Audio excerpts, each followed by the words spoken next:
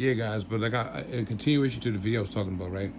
You know, like that happened to me like within a matter of like days, bro. I want to say months. I'm telling you, it was like the guy's name is Andre Brown, bro, in my church, right? I'm sitting on the church, right? I played the drums in my church. Well, I did. I was a musician at my church for about 15 years, right? My family was the first family there. Grandfather was the bishop, pastor. Um, my mother was, on the choir, deaconess. My brother, they still hold these positions. Except my grandfather's dead now. And just just picture that my family is on every board in the church, right? And so I'm sitting there in church, right, and I'm getting sexual advances made at me by people in church, and they're old people, and they're young people too. But I'm just saying, like the old people kind of took me for a shocker. Like I'm not a guy who comes to church and like wants to hang out. I come there, I know everybody by default, right? I'm chill, I'm cool. I come there, I play the drums, I get my check, I say hello, I go home. Like I'm not with the whole slain in the spirit. I never caught the Holy Ghost. I'm not shouting, you know what I mean? I'm not out, I'm not that type of guy. I'm just kind of like to myself, what's up, dapping everybody up as I go to the drum set, chilling, you know what I mean, playing the drums. We having a great day. We had a saxophonist sometime. We had a bass guitar. My brother played congas and piano sometimes. Plays organ. We had the delegate, right? There's a delegate of Maryland. Last name is Haynes. He's also a lawyer and one of the prestigious, right, satanic, one of the most high satanic. I won't put that out there. Um, law firms for Maryland. So I've known this guy for like all my life, right? And he's an organist for my church. And so, I've known this guy for some time too, right? So you kind of just see people changing. And it's kind of like, you know, it was kind of like they were bringing the club into the church. That's the best way just to keep this thing PG-13. Just use your imagination. They were bringing the club into the church. It was like they were kind of trying to entice me with sexual advances in the church. And I just didn't understand where this was coming from. You know what I mean? Like, and it was from guys and women. You understand? And it threw me off. And so, how I woke up was I remember this guy named Andre Brown kind of just staring at me, right? And I'm looking at this guy. And, like, it was just kind of like he was reading me, bro. And I just felt mad uncomfortable on the drums. Like, I'm playing the drums. I remember, like, in the middle of church, bro, like, this guy was like, nobody ever, like, kind of made me feel this weird, bro, ever in life. This guy made me feel so weird. I had to like get up and go like out the church, bro. Like it like spit my mind upside down. I like really couldn't understand. Like, cause you understand, I know this guy. So it's not like some random. If had this guy been a random guy, I don't even think it would have worked. Like what they were trying to do, it wouldn't have worked had it been a random guy. This is a guy I've known. He's known me since I've been born. Like this guy, he built my mom's house. You know what I mean? He built the church when it got burnt down. You know what I mean? So I know this guy. I was at his wife's funeral. You understand? Like, so I used to go over his house. You know what I mean? And I know his granddaughter actually liked when you know what I mean. And so like, you know what I mean?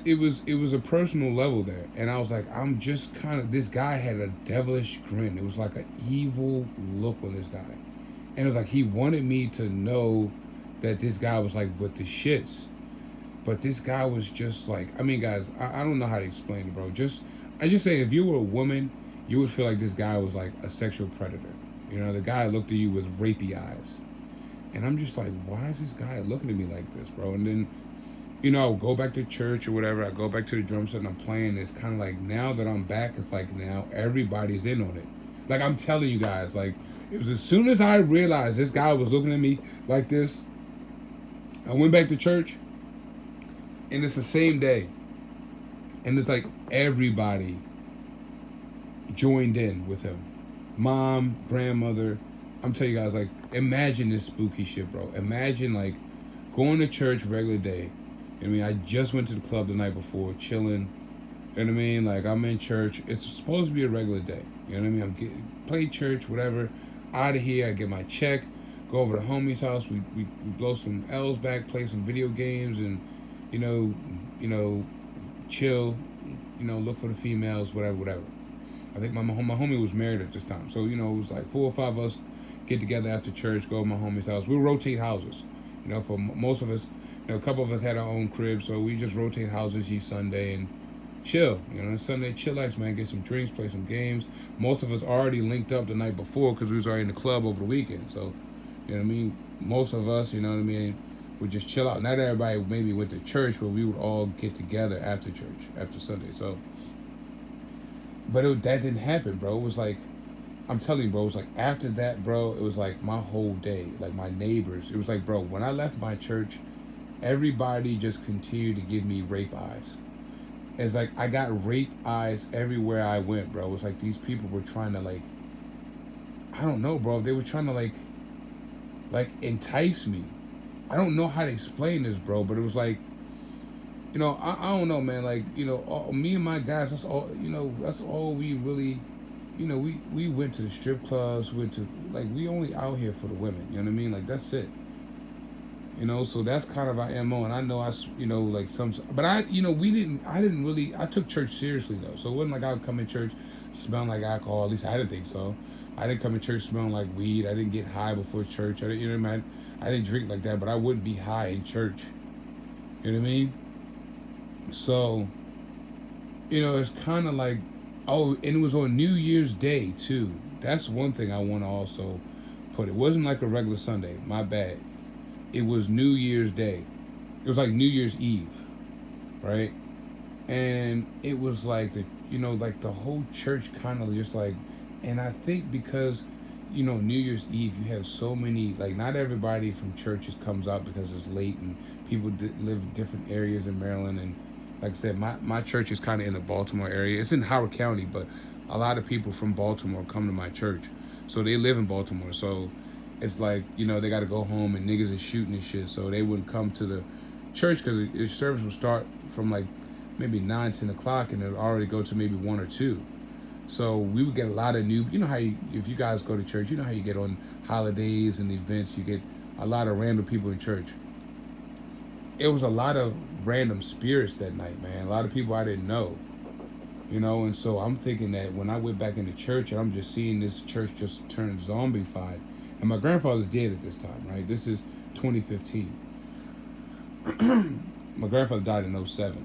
So I'm just like, yo, what the fuck, man? And then so I go home, right? I'm trippy, man. It almost brought me to tears in my car because it was that spooky, guys.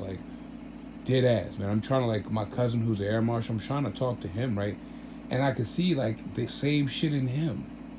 I'm, trying to pour my heart out to this guy, which is something I'll never do. I'm not a guy that's crying or, I'm not that guy. Last time I cried was in 2007 when my grandfather died. But I'm I'm pouring my heart out to my cousin, I'm trying to tell him what the fuck is going on, and he's just looking at me with this blank stare. And now I see he was trolling me. You know what I mean? He's an air marshal. He was a state trooper too. And I'm just bro, it's just, everybody's giving me these rape eyes. It's kind of how you want attention, but I don't want attention from guys. But how you want attention from women? But it's say it's from an ugly girl. There's no offense. I'm just trying to give you guys a feeling. I'm trying to put you in the room.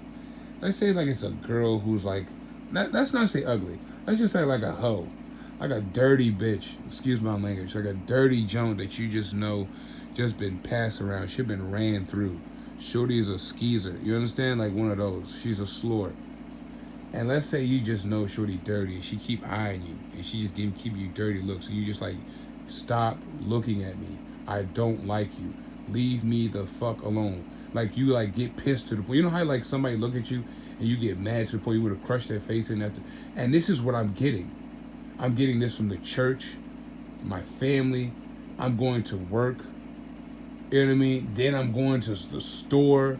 Now I'm coming home and it's bro, it started in my church and it just trickled down. And I think because they could tell that I was it was affecting me, bro. I literally was not coming outside. I was, hiding. I was getting nervous. And I was getting nervous, bro. And it was I've never been this type of nervous before. I just say bro, I was my nerves were affecting my bodies in ways I've never had before. You understand? And it was just like, man, I was just like a cold sweat, bro. It was like, it's like that first beginning when you were like, what the fuck is going on?